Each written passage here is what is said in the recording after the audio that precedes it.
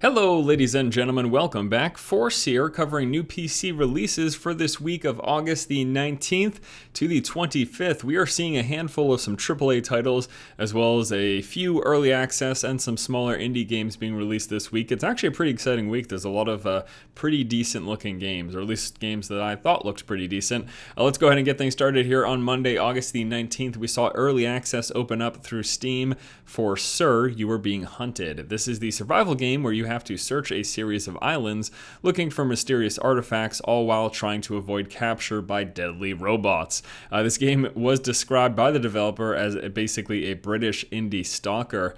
And you know what? I actually really liked what I played. I got access to the game last week. I put up a pair of videos. There was a checkout video, and then I just put out a video with some basic tips and hints after playing the game for like 6 or 7 hours. It's pretty cool. You know, you sneak around the island trying to hide in grass and avoiding capture.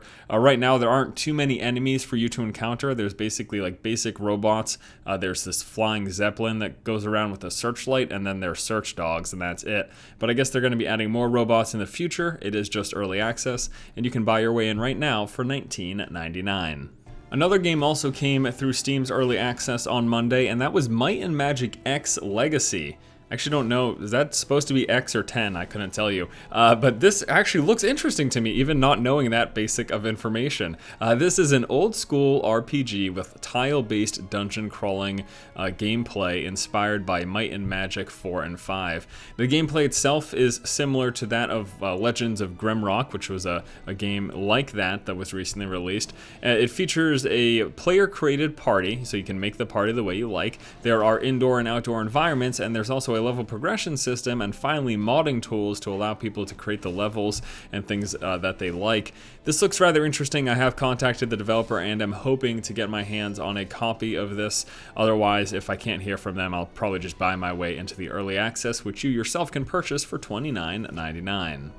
In terms of actual releases, we saw Hate Plus on Monday. This is a direct sequel to Analog, a hate story, which was a PC adventure game where you had to gather information about this 25th century Korean spaceship that was destroyed.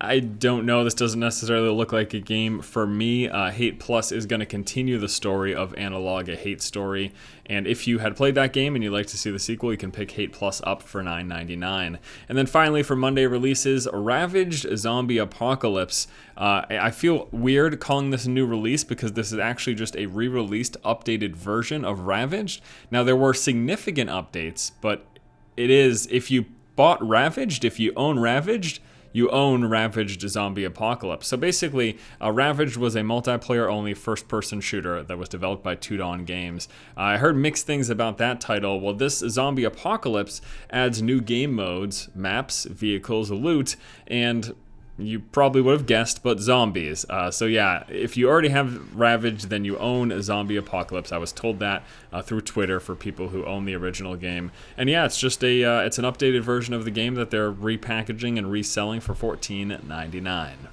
Now moving on to today, Tuesday, August the 20th. This is where we've got the big chunk of our big AAA titles being released, starting off with Saints Row 4, the over-the-top open-world action-adventure game from Volition, which continues the story of the 3rd Street Saints.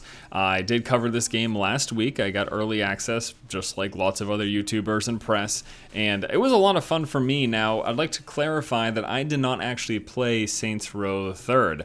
I'd seen streams, I've watched YouTube videos and parts of a playthrough, so I have seen Saints Row 3rd, but I never played it.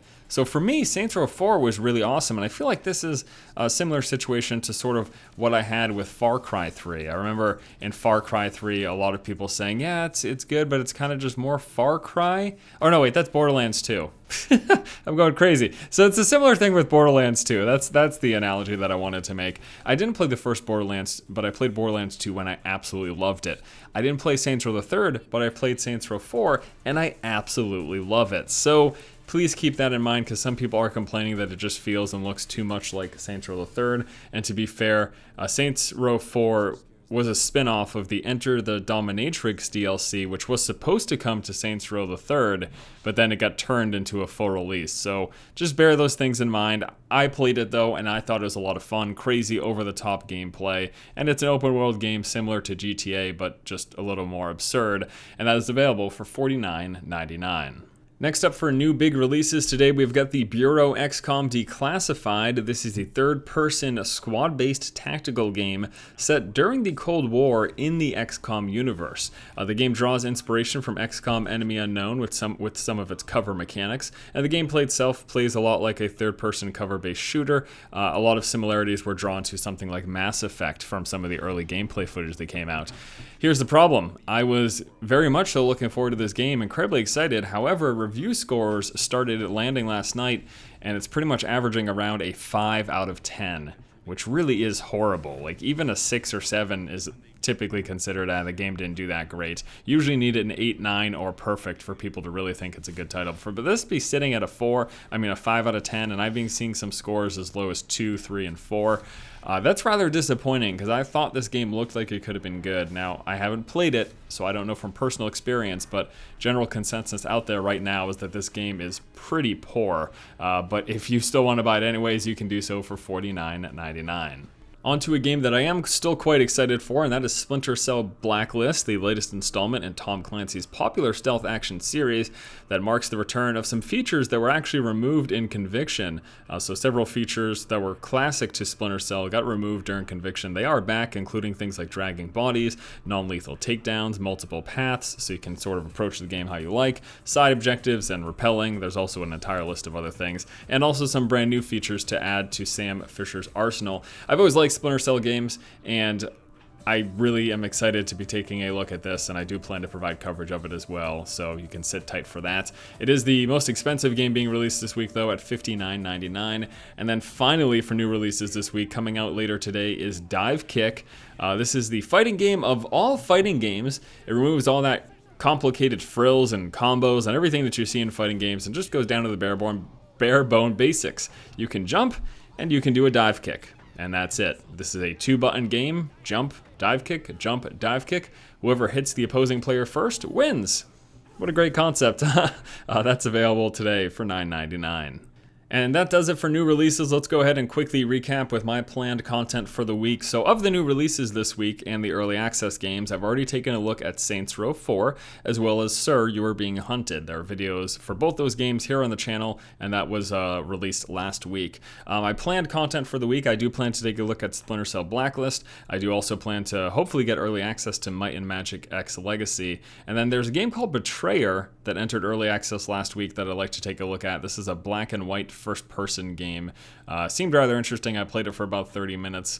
The black and white mechanic was odd, but intriguing, I suppose. So I'm going to try to show that to you guys. And yeah, I don't know. I think that might be it. I was excited for the Bureau XCOM Declassified, but since the review scores, they haven't even been like middling, like 7. Again, like a 7 or 8 would be, okay, I'll give it a look, give my opinion.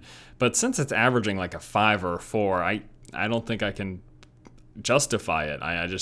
It's unfortunately the reviews are coming in that game is horrible, so that's really kind of too bad. And then of course the regular content, Friday Night Magic, continuing our Kingdoms of Amalur Reckoning playthrough, and then the Force Feed on Monday, Wednesday, and Friday, and then Hearthstone. Lots of Hearthstone. I plan to do about a video a day if I can. I like to be known as a Hearthstone guy because I'm having a lot of fun with the game, and hey, those videos are doing pretty well, so why not keep that ball rolling? Alright guys, thanks so much for watching. New PC releases and planned content for the week. If you like the content, please subscribe, and as always, keep watching and keep owning.